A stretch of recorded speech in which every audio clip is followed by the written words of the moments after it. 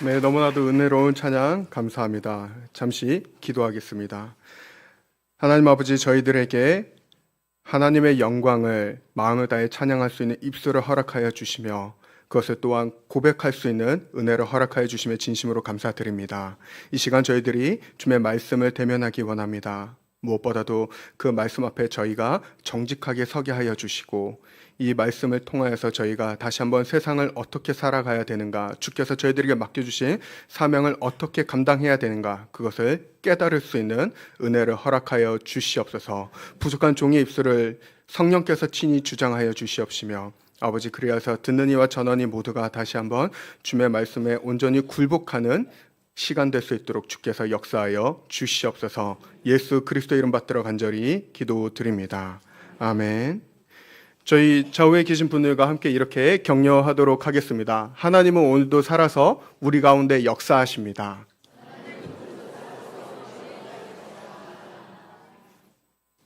하나님께서 오늘도 살아서 우리 가운데 역사하심을 믿으십니까? 예. 가정의 달 이제 마지막 주를 벌써 맞이하게 됐습니다. 그래서 어떻게 하면은 정말 하나님께서 원하시는 가정이자 또한 우리 교회 공동체로서 세워갈 수 있을까, 그것을 묵상하는 가운데 오늘 말씀을 좀 이렇게 준비를 하게 되었습니다.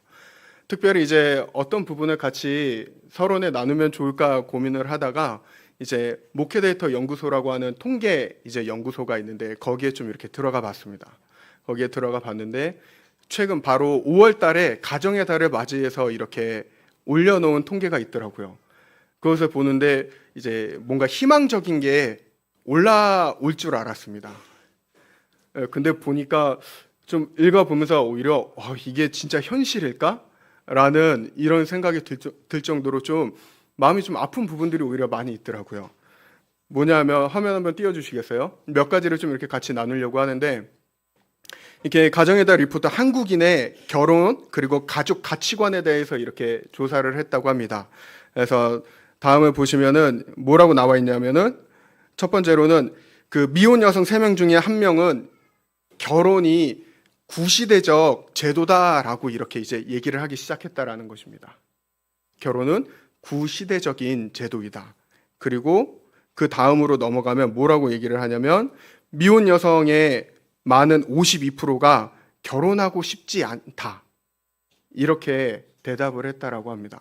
1000명을 대상으로 이것은 한 것입니다. 특별히 20대에서 40대까지를 중점으로 둬서 이렇게 조사를 한 건데, 그리고 그 다음에 뭐라고 나오냐 하면은 미혼 여성의 81%는 자녀는 부모의 자유에 제약이 된다라고 이렇게 기록을 하고 있습니다.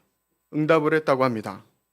그리고 그 다음에 20대 청년 42%는 이제 결혼 생활에 대한 계약서를 이제 작성을 해야 된다. 결혼이 하나님께서 맺어주신 것이 아니라 계약 관계라는 것입니다. 우리는 서로 계약에 의해서 만들어진 거야. 이렇게 이제 인식을 하기 시작했다라는 겁니다. 10명 중에 4명의 사람들이. 그리고 그 다음에 보면은 이제 결혼을 하지 않은 여성의 80%는 결혼을 하지 않고도 출산하는 것에는 동의한다. 80%가 그렇게 응답을 했다라고 합니다. 그런데 여기에서 충격적인 건 이제 그 옆에 있는 그래프인데, 그 전으로 다시 연결. 그 옆에 있는 그래프인데 뭐냐면 잘 안 보이실 수도 있는데, 동성 커플은 이성 커플과 동등한 권리를 가져야 된다. 이것에 대해서 그렇다라고 대답한 사람들이 56%가 된다라는 것입니다. 세상이 정말 되게 굉장히 많이 변해가고 있죠. 그리고 그 다음 거를 보시면 어떻게 얘기를 하냐면 이제 이게 현실적인 부분입니다. 이제 여기에선 가정 예배를 드리는 이제 믿는 사람들을 대상으로 이거는 조사를 한 건데, 가정 예배를 너희는 드리고 있는가? 그거에 대해서 이렇게 조사를 했을 때 이제 살면서 부모님과 한 번이라도 드려봤다는 이제 10명 중에 2명은 그렇다라고 대답을 했다라고 합니다. 근데 이제 그 다음이 사실은 더 충격적인 건데, 가정 예배를 일주일에 한 번 이상 드린 가정은 얼마나 되는가? 그것에 대해서 조사를 했더니 14%, 10명 중에 1명만 일주일에 한 번 이상 가정 예배를 드렸다. 이렇게 대답을 했다라고 합니다.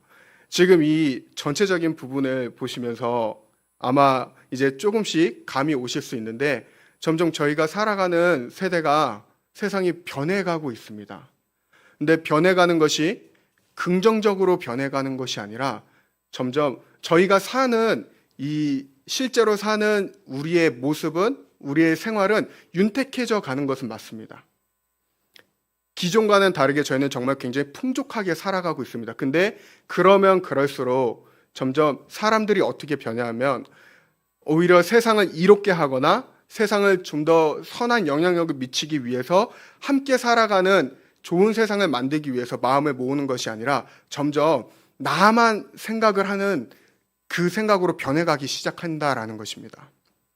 내가 더 누리는 것이 중요하고 내가 더 뭔가를 하는 것이 중요하고 점점 자기 자신에게 집중을 하기 시작한다라는 것입니다. 근데 그것은 세상에서뿐만이 아니라 교회 안에서도 동일하게 벌어지고 있다라는 것입니다. 그러면서 저는 개인적으로 이것을 보면서 정말 하나님께서 세우신 질서들이 계속해서 무너져 가고 있구나. 그러면서 또 하나의 이렇게 재미있는 소식들이 있는데 그 다음 한번 보여주시겠어요? 저것이 뭐냐면 신천지가 어떻게 지금 계속 증가하고 있는가, 이단이 얼마나 지금 증가하고 있는가 저것을 보여주고 있는 것입니다. 저 그래프가 재미있는 것은 저게 우리나라 통계가 아닙니다. 저게 지금 신천지가 전 세계를 대상으로 포교 활동을 벌이고 있는데 그 숫자가 점점 증가하고 있는 그래프를 보여주고 있는 것입니다. 며칠 전에 국민일보의 신문을 보니까 미국에서는 이미 그 신천지에 이미 이렇게 속해진 사람들이 몇만 명을 넘어섰다라고 얘기를 합니다. 그리고 지난 수요 예배 때 한번 제가 같이 함께 나눈 적이 있는데 저희 나라에 이제 하나님의 교회가 어느덧 벌써 5개 성전을 지었다고 그러면서 대대적으로 이제 아예 대놓고 공표를 하기 시작합니다. 제가 얼마 전에 충격을 받았던 것 중에 하나가 뭐냐면 서울역을 이렇게 차를 타고 지나가고 있는데 그 서울역 앞에 굉장히 큰 스크린이 있어요. 그 스크린에 정말 대놓고 신천지가 광고하고 있더라고요. 우리는 굉장히 좋은 곳이다. 그러면서 그것을 굉장히 중요한 시간대, 사람들이 많이 다니는 시간대 그걸 버젓이 이렇게 틀어놓고 있는 것입니다. 무엇이냐면 저희가 물질적으로는 풍요로워졌을지 모르지만 저희는 점점 더 영적으로 어두워져 가고 있다는 것입니다. 예전에 한번 원로 목사님께서 모시고 온 목사님 한 분께서 이제 그때 그 사경회 하셨을 때 그때 제목이 이거였어요. 영적 맹증. 아마 기억하시는 분들은 기억하실지 모르겠는데 저희가 살아가고 있는 이 세상이 점점 더 영적으로 맹인이 되어 가고 있다는 것입니다. 근데 그래도 크게 저희는 신경 쓰지 않습니다. 왜냐하면 지금 당장 나는 괜찮거든요. 사람들이 기본적으로 생각하는 게 그것입니다. 뭐가 악한 것이 흘러가도 괜찮아. 지금 당장 나에게 피해를 주지 않잖아. 지금 당장 내가 어려움을 겪고 있는 것이 아니잖아. 그러니까 남의 일이 되는 것입니다. 근데 이 영적 맹증에 걸렸던 것이 오늘날 지금 저희들뿐만 아니라 성경의 시대 때에도 분명하게 있었습니다. 그것이 바로 저희가 오늘 본문 말씀을 읽었던 이 사무엘상 때 이 시대 때입니다.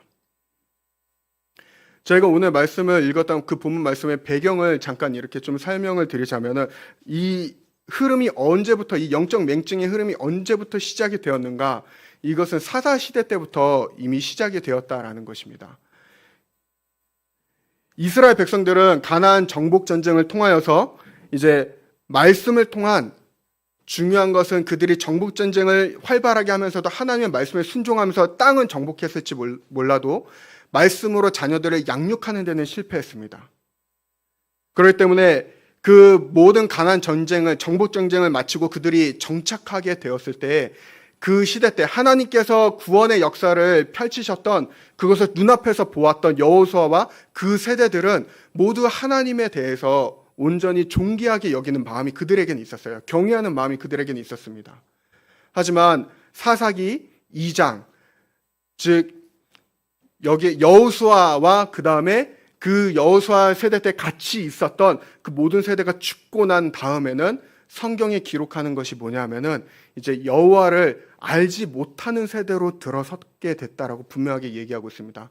저 말씀에도 분명하게 앞에 띄어진 말씀에도 분명하게 얘기를 하지만 백성이 여호수아가 사는 날 동안과 여호수아 뒤에 생존한 장로들 곧 여호와께서 이스라엘을 위하여 행하신 모든 큰 일을 본 자들이 사는 날 동안에 여호와를 섬겼더라. 그 세대의 사람도 다 그 조상들에게로 돌아갔고 그 후에 일어난 다른 세대는 여호와를 알지 못하며 여호와께서 이스라엘을 위하여 행하신 일도 알지 못하였더라. 그러면서 사사기 21장 25절에 이렇게 얘기를 합니다. 그때 이스라엘의 왕이 없으므로 사람이 각기 자기 소견에 옳은 대로 행하였더라. 이것을 두 차례나 얘기를 합니다. 17장에서도 얘기하고 21장에서도 얘기하고. 저희가 생각을 해보면 좋을 것이 과연 이스라엘에게 정말 왕이 없었는가? 아니요, 그들을 통치하시는 분은 바로 하나님이셨습니다. 하나님이 왕이셨고 사사들이 일어나서 하나님의 인도하심대로 그들을 구원의 역사에서 이끌어내는 그걸 계속해서 반복해서 보여줬었습니다. 하지만 이들에게 안타까웠던 것은 오늘 저희가 2장에 나온 말씀과 같이 하나님을 알지 못하는 것입니다. 그들에게 말씀을 통한 교육이 제대로 들어가지 않았거든요. 그러니까 아무리 사사들이 일어나서 하나님의 구원하심을 그 백성들에게 보여줘도 그 구원의 역사가 펼쳐진 이후에는 바로 다시금 평안이 찾아왔을 때 이스라엘 백성들은 계속해서 죄를 범하게 됩니다. 그 굴레가 계속해서 사사시대 때 동안 벗어나지를 못해요. 그리고 그것의 결정판을 보여주는 한 사건이 바로 오늘 저희가 읽었던 본문 말씀, 바로 이 엘리 제사장과 그 아들들이 범죄하는 모습을 통해서 저희들이 분명하게 볼 수 있다는 것입니다. 그렇다면 오늘 본문 말씀에서 얘기하고 있는 엘리의 아들들의 문제는 무엇이었는가? 크고 간략하게 한마디로 표현을 하자면 그들은 하나님을 무시했습니다.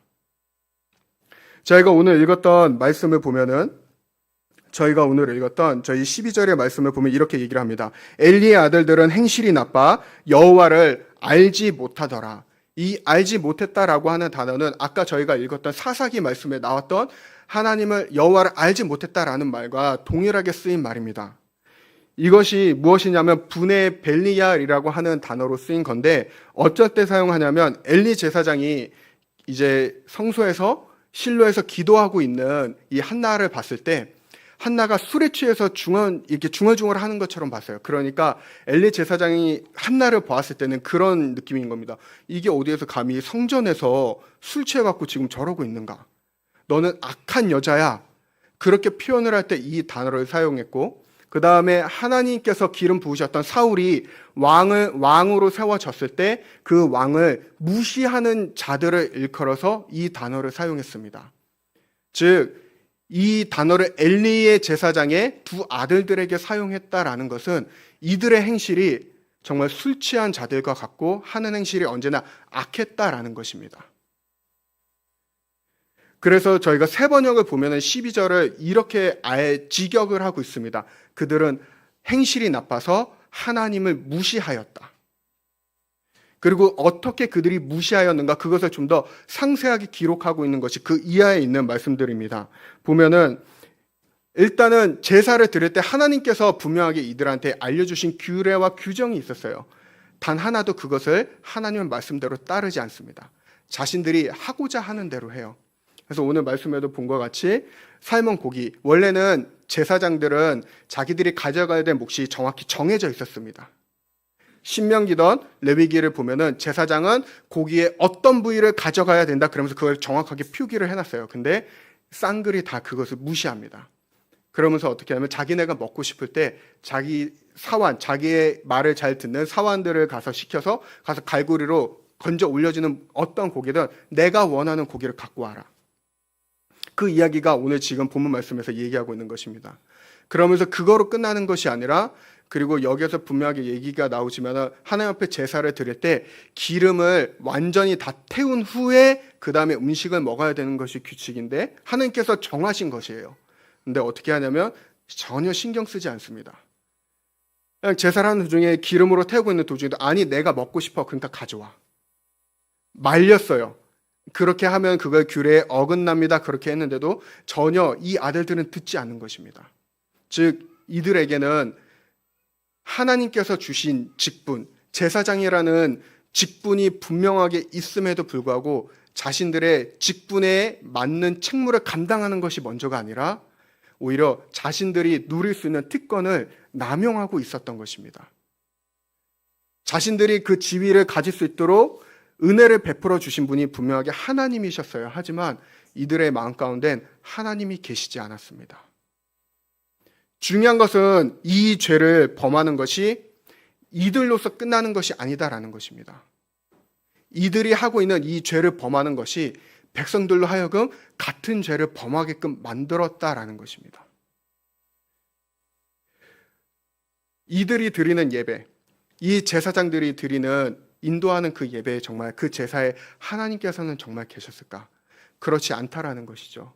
이들의 만행은 그리고 이 제사로만 끝나는 것이 아니었습니다. 저희가 오늘 읽지는 않았지만 나중에 뒤쪽에 가면은 22절에서도 분명하게 얘기를 하는데 예배를 무시하는 것뿐만 아니라 회막문에서 수종드는 여인들과 동침까지 하였다. 원래 이 회막에서 이 수종을 드는 여인들은 성소에 관련되어서 수선을 하거나 세탁을 하거나 청결하게 하거나 즉 성전을 정결케 하는 그 책무를 맡은 자들입니다. 근데 그들에게도 이들은 거리낌 없이 자신들의 지위를 남용하면서 그들과 동침까지 하게 되는 즉 하나님에 대해서는 완전히 무시하는 그 죄를 계속해서 범하게 됩니다. 결국에는 이들의 죄가 너무나도 커지고 이게 수습이 안 돼서 백성들이 엘리 제사장에게 원망하기 시작을 해요. 그래서 엘리 제사장이 불러다가 이렇게까지 얘기를 합니다. 24절, 25절을 보면 이렇게 얘기를 합니다. 내 아들들아 그리하지 말라. 내게 들리는 소문이 좋지 아니하니라. 너희가 여호와의 백성으로 범죄하게 하는도다. 사람이 사람에게 범죄하면 하나님이 심판하려니와 만일 사람이 여호와께 범죄하면 누가 그를 위하여 간구하겠느냐 하되 그들이 자기 아버지의 말을 듣지 아니하였으니. 하나님을 무시하는 것뿐만 아니라 부모의 말에도 순종하지 아니하고 즉 이들은 하나님을 멸시했다라는 것입니다. 그러니까 아버지마저도 이 아들들을 생각해서 지금 이 말을 통해서 굉장히 간구하고 있는 것입니다. 너희가 사람한테 죄를 범한 것에 대해서는 하나님께 어떻게 해서라도 용서를 구할 수 있다. 하지만 너희가 이렇게 대놓고 하나님 앞에 죄를 범하는 것에 대해서는 누구에게 용서를 구할 수가 있느냐? 너희는 지금 용서받지 못할 죄를 계속해서 범하고 있다라고 아버지가 경고하고 있음에도 불구하고 이 아들들은 듣지 않았어요. 그렇기 때문에 17절에 이렇게 얘기를 하는 것입니다. 이 소년들의 죄가 여호와 앞에 심히 크면 그들이 여호와의 제사를 멸시하였습니다. 그러면 여기까지 봤을 때 과연 이것은 이 두 아들들만의 문제였을까? 엘리 제사장을 저희가 함께 살펴봐야 된다라는 것입니다. 29절을 보면은 저희가 오늘 읽지는 않았지만 29절을 통해서 하나님께서는 엘리 제사장이 크게 너는 세 가지의 죄를 범하고 있다라고 분명하게 말씀하십니다. 첫 번째가 뭐냐면 하나님의 처소에서 명령한 제물과 예물을 밟았다. 즉 속죄 제물을 발로 차고 무시했다라는 말인데 이와 같은 표현이 어디에서 나오냐면 신명기 32장 15절에 보면은 기록하고 있습니다. 여기에 보면 이렇게 얘기를 해요.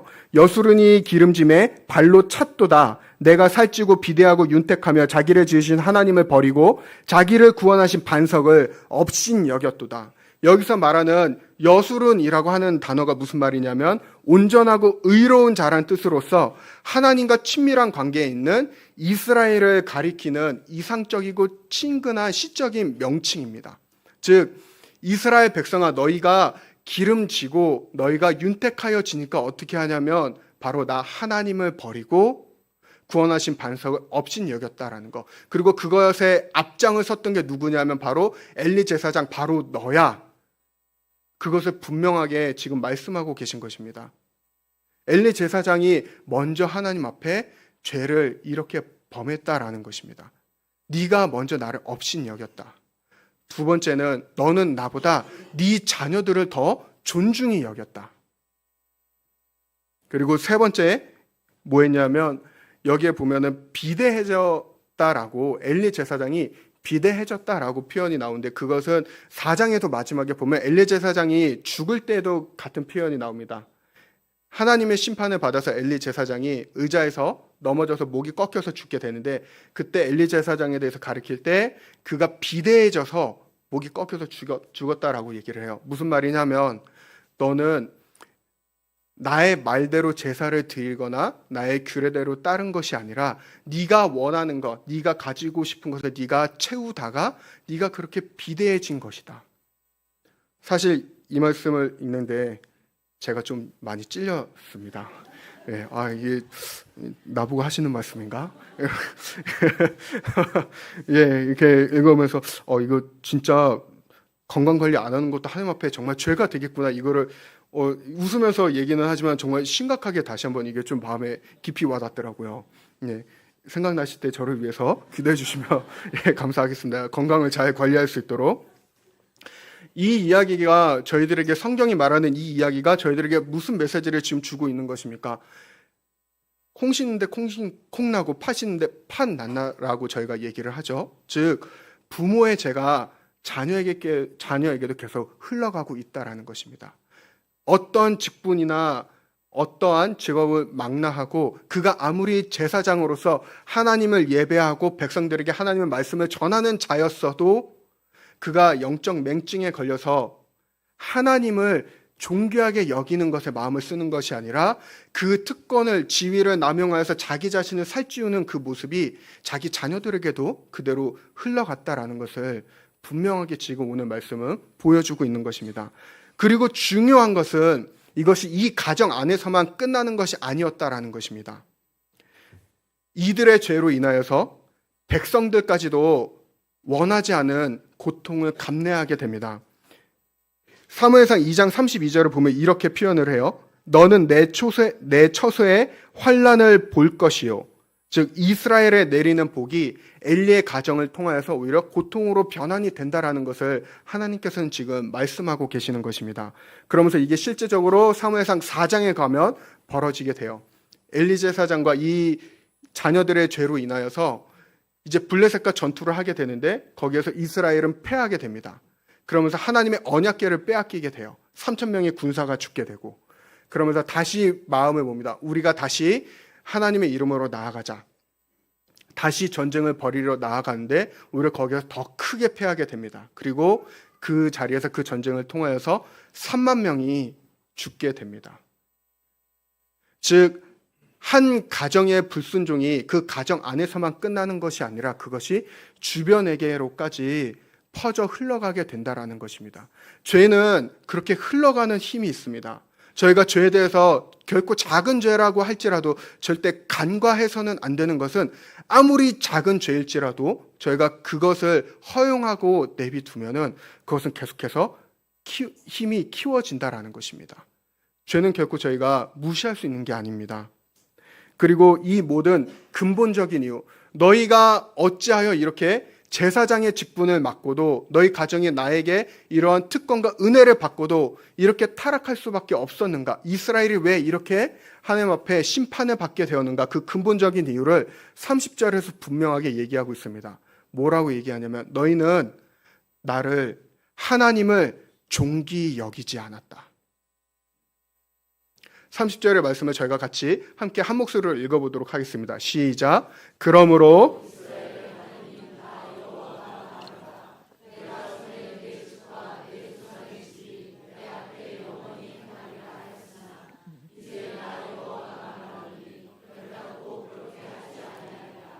나를 존중히 여기는 자가 내가 존중히 여기고 나를 멸시하는 자를 내가 경멸하리라. 하나님께서 너희가 왜 이러한 고통 가운데 직면하게 되었는가? 그것은 너희 가운데 나를 존중히 여기는 자가 없기 때문이다. 그것을 분명하게 말씀하고 계신 것입니다. 하지만 그러면서도 하나님께서는 자신의 뜻을 거기에서 멈추시는 분이 아니십니다. 그런 영적 맹증에 걸린 자기 민족 가운데서도 하나님께서는 다시금 그들을 일으키실 한 사람을 세우기 시작하십니다. 그것이 바로 사무엘입니다. 35절에 보면은 하나님께서 엘리 제사장에게 분명하게 얘기를 하세요. 하나님을 위한, 나를 위한 충실한 제사장을 내가 다시 일으키리라. 하나님께서 자신의 마음에 합한 자를 세우시겠다라는 것입니다. 그러면서 저희가 말씀들을 보면은 아이러니하게도 이 성경의 이 기록자가 이렇게 대조를 하면서 기록하고 있어요. 어떻게 기록을 하고 있냐면 먼저 사무엘상 2장 17절하고 18절을 저희가 같이 함께 보도록 할게요. 17절하고 18절을 보면 이렇게 얘기합니다. 이 소년들의 죄가 여호와 앞에 심히 금은 그들이 여호와의 제사를 멸시함이었더라. 그러면서 18절에 뭐라고 얘기하냐면 사무엘은 어렸을 때에 세마포 에봇을 입고 여호와 앞에서 섬겼더라. 이렇게 얘기를 하고 25절하고 26절에도 같은 맥락으로 이렇게 얘기를 합니다. 이는 여호와께서 그들을 죽이기로 뜻하셨음이더라. 그러면서 26절에 아이 사무엘이 점점 자라매 여호와와 사람들에게 은총을 더욱 받더라. 하나님께서는 영적 맹증에 걸린 자기 민족들 가운데서도, 자기 백성들 가운데서도 그들 가운데서 다시 자신의 뜻대로, 자신의 말에 온전히 순종하는 자를 세워서 하나님의 뜻을 이루어 가시겠다라는, 하나님께서는 심판과 동시에 소망의 메시지를 지금 던지고 계신 것입니다. 하나님께서는 저희들의 역사 가운데 언제나 이렇게 일하십니다. 하나님께서는 자신의 뜻을 결코 내려놓는 분이 아니십니다. 언제나 심판이 있으면, 어두워지는 것이 있으면 그것을 다시 일으켜 세울 수 있는 하나님의 사람들을 반드시 그곳에 세우십니다. 사무엘이 그러한 사람 중에 한 사람이었고, 저희가 굉장히 잘 아는 것처럼 사울이 몰락해져 갈 때 그를 대신하여 하나님의 마음에 합한 자 다윗을 세우시게 되죠. 근데 그것이 계속해서 반복이 되게 됩니다. 하나님의 사람이 잘 섰다가 그가 무너지게 되면 백성이 다들 타락하게 되고 다시 하나님의 사람을 세우고, 그것이 계속해서 반복이 되다가 하나님께서 영원히 변하지 않는 대제사장을 우리에게 보내주시게 됩니다. 그분이 바로 예수 그리스도이신 겁니다. 사람은 언제든지 죄로 인해 타락할 수 있고 무너질 수 있고 변할 수 있지만 유일하게 변하지 않으시며 우리를 대변해 주시며 우리의 유일한 구원자가 되시는 분, 우리의 대제사장이신 예수 그리스도를 통하여서 하나님께서는 계속해서 그분의 뜻을 이루어가고 계신 것입니다. 그렇기 때문에 사랑하는 성도님들, 오늘 말씀을 통해서 성경이 우리들에게 전하고자 하는, 말씀하시고자 하는 것이 무엇입니까? 그것은 바로 하나님께서는 온 만물을 운행하시며 자기를 존귀 여기는 자들을 통하여서 그분의 뜻을 계속해서 이루어 나가고 계신다라는 것입니다. 그렇다면 저희가 오늘날 저희들이 직면한 문제들에 대해서 한번 살펴보았으면 좋겠습니다. 아까 서론에서도 말씀을 드렸지만은 어느덧 저희들에게는 계속해서 하나님께서 세우신 질서들이 너무 쉽게 무너져 가고 있습니다. 결혼 안 하는 것 괜찮다. 자녀를 가지지 않는 것 괜찮다. 이제 멘토 목사님께서도 새벽 설교나 수요 설교 때도 몇 번 얘기를 해주셨지만 사람들이 자녀 키우는 거에 대해서 크게 관심이 없어요. 근데 애완견이나 묘를 키우는 거에 대해서는 굉장히 관심이 많습니다. 그것이 그리고 어느 순간 저희 젊은 세대층에서는 당연하게 받아들여지고 있어요. 자녀는 돈이 많이 들고 키우기 피곤하고, 근데 개나 묘는 말을 굉장히 잘 듣거든요. 그리고 보기만 해도 힐링이 된대요. 그리고 같이 산책 나가고 그러는 거, 자녀는 밖으로 데리고 나가는 거 힘들어하는데 개 데리고 묘 데리고 밖에 나가고 산책하고 그런 거 굉장히 좋아합니다. 정말 아이러니한 세상 가운데 저희들은 살아가고 있습니다. 또한 자녀에 대한 신앙 계승, 아까 저희가 통계를 통해서 봤지만 제대로 이루어지지 않고 있는 것이 저희들의 현실입니다. 그리고 어느덧 교회 안에 세상의 가치관들이 굉장히 많이 들어왔어요. 저희들이 그것을 눈에 띄게 볼 수 있는 것 중에 하나가 우리 자녀들 예배에 대해서 어떻게 생각하느냐입니다. 예배를 드릴 때 정말 하나님을 존귀 여기는 마음으로서 우리는 예배를 드리고 있는가? 그냥 부모님 따라서 여기 나오는 거고, 그냥 억지로 나오는 거고. 그래서 어떻게든 막 우리 다음 세대에게 이렇게 구슬려보고 그들 안에 신앙이 들어가기 위해서 선생님들부터 시작해서 저희 성도님들이 많이 기도해 주시고 제가 많은 것들을 합니다. 어떻게 해서든 선물을 한 번이라도 더 주려고 하고 재미있는 이벤트들을 함께 마음을 하나로 모을 수 있는 그런 것들을 어떻게든 해보려고 이렇게 하는데 오늘도 좀 충격적인 것들을 마주하게 됐어요. 아이들한테 다음 주에 우리 성경 골든벨을 할 거다. 상품을 후하게 걸었다. 이러면서 얘기를 딱 이제 이어나가려고 하는데 아이들의 첫 대답이 바로 그것입니다. 얼마냐고. 그러면서 아니 이게 풍족해. 너희가 누릴 수 있어. 그랬는데 기본 단위가 어떻게 시작하냐면 100만 원 주냐고. 300만 원 주시냐고. 스케일이 달라요. 장학금 저희가 올리블리싱 하면서 잘 추석하면 장학금 이제 2만 원이나 아이들의 연령에 따라서 3만 원까지 이렇게 주는데 아이들한테 그거 이제는 아무것도 아닙니다. 그 돈 때문에 자기가 예배를 나오느니 자기는 좀 더 자겠다라는 것입니다. 무엇이냐면 하나님을 존귀히 여기는 마음이 어느덧 우리 세대들 가운데 없어지고 있다라는 것입니다. 저희가 예배를 드리는 이유가 무엇일까? 저희가 복을 받기 위해서 하나님 앞에 예배를 드리는 것이 아닙니다. 과연 이 엘리와 엘리 제사장들의 아들들과 저희들 가정의 신앙을 같이 한번 대조하면서 생각해 보면 좋을 것 같습니다. 과연 얼마나 차이가 나고 있을까? 겉으로 보여지는 행동이 아니라 정말 우리 가정은 나는 하나님을 정말 존귀히 여기는 마음으로 예배를 드리고 있고 하루를 살아가고 있고 주 예수 그리스도에게 나는 마음을 온전히 내어드리고 있는가? 저희들이 그러한 부분들을 오늘 말씀을 통해서 다시 한번 생각해 보았으면 좋겠습니다. 그러면서 오늘 말씀을 통해 그렇다면 우리는 어떻게 하면 정말 하나님께서 존귀히 여기시는 가정이자 교회 공동체로서 우리는 서갈 수 있을까? 저는 세 가지를 저희 성도님들에게 권면을 드리고 싶습니다. 첫 번째는 바로 예배가 우리는 온전히 회복이 되어져야 된다는 것입니다.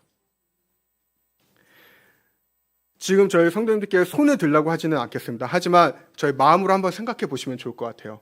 일주일에 한 번이라도 우리 가정은 가정 예배를 드리고 있는가? 한번 생각해 보시면 좋겠습니다. 이것이 별것 아닌 것 같지만은 한 번이라도 드리는 가정과 드리지 않는 가정은 굉장히 다릅니다.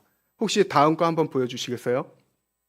통계에 나온 부분입니다. 저게 어떤 통계냐 하면은 이제 신앙 계승에 관련된 통계입니다. 저기에서 말하는 게 뭐냐면 일주일에 한 번이라도 가정 예배를 드린 자녀들은 신앙이 더 깊어진다라는 것입니다. 왜냐하면 그 가정 예배를 통하여서 우리 자녀들은 배우게 되는 것입니다. 내 부모가 정말 존중히 여기는 하나님을 그 시간을 통해서 배우는 것이에요. 그래서 저희 성도님들에게 권면드리고 싶은 건 저희 주일날 지금 저녁 예배 없잖아요. 이럴 때 같이 함께 꼭 가정 예배를 함께 드려주시길 권면을 드립니다. 그 시간대 그것이 형식에 구애받지 않으셔도 됩니다. 간단하더라도 중요한 건 그 가정 예배 시간을 통하여서 저희 부모님들이 정말 내가 얼마나 하나님을 존귀하게 여기는가 그 마음을 우리 자녀들에게 보여주는 시간인 것입니다. 그래서 사랑하는 성도님들, 이 자리에 여기 계신 분들 대부분이 이미 가정을 이루신 분들이고 자녀가 있으신 분들입니다. 자녀가 독립해서 나갔다 하더라도 그 자녀를 그렇다고 내비두시는 건 아니잖아요. 말씀이라도 한번 보내주시거나 아니면 줌을 통하여서라도 이렇게 한 달에 몇 번이라도 시간을 정해서 꼭 가정 예배를 드리실 수 있도록 한번 이렇게 마음을 모아주시길 부탁을 드립니다. 예배가 온전히 회복되어져야 저희 가정이 살아나게 됩니다. 저희들 안에 하나님을 존중히 여기는 마음이 회복되어져야 지금 이 세대가 영적 맹점에서 벗어날 수 있게 됩니다. 그것을 기억하며 꼭 가정 예배를 다시 한번 회복하시기 바랍니다. 두 번째로 권면을 드리고 싶은 것은 기도가 우리는 회복이 되어져야 된다는 것입니다. 사무엘이 가지고 있던 기도관을 저희가 한번 들여다볼 필요가 있습니다. 사무엘상 12장 19절에서 23절을 보면은 사무엘이 자기 백성들에게 하는 얘기예요. 저희가 같이 한번 천천히 한 목소리로 읽어보도록 하겠습니다. 시작. 모든 백성이 사무엘에게 이르되 당신의 종들을 위하여 당신의 하나님 여호와께 기도하여 우리가 죽지 않게 하소서. 우리가 우리의 모든 죄의 왕을 구하는 악을 더하였나이다. 사무엘이 백성에게 이르되 두려워하지 말라. 너희가 과연 이 모든 악을 행하였으나 여호와를 따르는 데에 돌아서지 말고 오직 너희의 마음을 다하여 여호와를 섬기라. 돌아서서 유익하게도 못하며 구원하지도 못하는 헛된 것을 따르지 말라. 그들은 헛되니라. 여호와께서는 너희를 자기 백성으로 삼으신 것을 기뻐하셨으므로 여호와께서는 그의 크신 이름을 위해서라도 자기 백성을 버리지 아니하실 것이요 나는 너희를 위하여 기도하기를 쉬는 죄를 여호와 앞에 결단코 범하지 아니하고 선하고 의로운 길을 너희에게 가르칠 것인즉. 사무엘이 가지고 있던 기도가 아닙니다. 무엇이냐면 나는 너희를 위해서 기도를 쉬는 죄를 결단코 범하지 아니할 것이다. 저희가 신약의 데살로니가 전서에도 보면 분명하게 얘기를 하고 있죠. 항상 기뻐하라, 쉬지 말고 기도하라, 범사에 감사하라. 이것이 너희를 향한 하나님의 뜻이다라고 분명하게 얘기를 하고 있습니다. 저희는 결단코 기도를 쉬는 죄를 범하지 말아야 됩니다. 특별히 기도하실 때 저희 자녀들과 저희 다음 세대를 위해서 그리고 한국을 위해서 꼭 기도해 주시길 부탁을 드리겠습니다. 정말 젊은 사람들, 특히 제 연령대입니다. 어떻게 보면 제 연령대, 지금 저희 어른 세대들이 지나가고 나면은 저희가 마주해야 될 세상은 사실 유혹이 더욱더 많아지는 세상입니다. 저희는 새로운 국면 가운데 있습니다. AI라고 하는 새로운 그 세대 가운데 우리는 그 변환기 시대 가운데 있는데, 이때 저희가 말씀으로서 기도로서 준비되어 있지 않는다면 저희 다음 세대들은 모두 그 마음이 세상에 빼앗기게 될 것입니다. 즉 엘리와 그 엘리 제사장 그 가정이 겪었던 그 심판의 아픔을 우리 자녀들이 겪게 될 수 있다라는 것입니다. 저는 저희 성도님들께서 같이 마음을 모아 기도해 주심으로써 저희 미사체풀에 있는 다음 세대가, 저희 미사체풀 공동체가 사무엘과 같이 하나님 앞에 귀하게 쓰임받는 우리 공동체로서 세워질 것을 믿습니다. 이것을 위해서 기도로 마음을 모아주시길 부탁을 드리겠습니다. 그리고 마지막으로 권면드리는 것은 말씀에 대한 철저한 순종이 뒤따라야 된다는 것입니다. 사무엘상 12장 24절에 보면은 사무엘이 마지막으로 이제 이 백성들에게 왕을 세우면서, 지금 이것은 사울 왕을 그들에게 세워주면서 마지막으로 하는 말입니다. 너희는 여호와께서 너희를 위하여 행하신 그 큰 일을 생각하며 오직 그를 경외하며 너희의 마음을 다하여 진실히 섬기라. 하나님의 말씀을 마음을 다해서 진실히 섬겨야 된다라는 것입니다. 그렇게 해야만 너희 세대는 하나님의 구원을 계속해서 맛보며 너희 가운데 하나님께서 주시는 평안이 넘치게 될 것이다. 사무엘은 그것을 오늘 자기 백성들에게 얘기하고 있는 것입니다. 사랑하는 성도님들, 저희들은 하나님께서 세상 가운데서 불러내 주신 제사장들입니다. 베드로전서 2장 9절을 보면 분명하게 얘기하고 있습니다. 그러나 너희는 택하신 족속이요 왕같은 제사장들이요 거룩한 나라요 그의 소유가 된 백성이니 이는 너희를 어두운 데서 불러내어 그의 기이한 빛에 들어가게 하신 이의 아름다운 덕을 선포하게 하려 하심이라. 하나님께서 저에게 베풀어 주신 구원의 은혜에 누리는 것에 저희가 만족하는 것이 아니라 저희가 책무를 마땅히 감당하는 하나님의 거룩한 제사장들 되시기를 소망합니다. 이것을 위해서 하나님께서는 저희들에게 구원의 은혜를 베풀어 주셨습니다. 그렇기 때문에 저희들에게 주신 소명과 사명을 잊지 마시기 바랍니다. 그리고 무엇보다도 오늘 말씀에서 저희들에게 분명하게 말씀해 주시고 있는 것과 같이 저희들이 정말 회복해야 되는 것은 바로 하나님을 존귀 여기는 마음입니다. 그 마음이 저희 안에서 회복이 되어질 때 저희 다음 세대가 회복이 되어질 것이고, 저희 대한민국이 다시 한번 이 세상의 흐름에 휩쓸려가는 영적 맹증에 걸린 사회가 아니라 정말 그리스도의 말씀으로 생명력이 넘치는 복음의 다시 한번 국가로서 이렇게 세워지게 될 것을 믿습니다. 그것을 위하여서 저희가 마음을 다해서 예배에 함께 마음을 모아주시고, 기도의 마음을 모아주시고, 말씀에 순종하는 것에 마음을 모아주시기 바랍니다. 이 세 가지가 회복된 공동체로서 세워졌을 때 저희는 하나님께서 하나님의 뜻을 위해서 귀하게 쓰임받는 공동체로서 나아가게 될 것입니다. 그러한 공동체가 되길 예수 그리스도의 이름으로 축원드립니다. 함께 기도하시겠습니다. 하나님 아버지, 무엇보다도 오늘 말씀을 통해서 저희가 하나님을 존귀히 여기는 주님께서 기뻐하시는 공동체가 되기를 소망합니다. 하나님, 무엇보다도 존귀히 여김을 받기에 마땅하신 하나님 아버지께 저희가 찬양과 영광과 저희의 모든 것들을 온전히 내어드리는 주님의 거룩한 백성들 되게 하여 주시옵소서. 또한 주님께서 무엇보다도 저희들에게 베풀어 주신 그 구원의 은혜를 날마다 저희가 생각하며 하나님, 주를 위하여서 주님께서 맡겨주신 사명과 소명들을 감사함으로 감당해내는 주님의 거룩한 공동체 되도록 주님께서 저희들을 인도하여 주시옵소서. 그렇게 주님을 존귀히 여기는 공동체가 되길 간절히 소망하며 살아계신 예수 그리스도 이름 받들어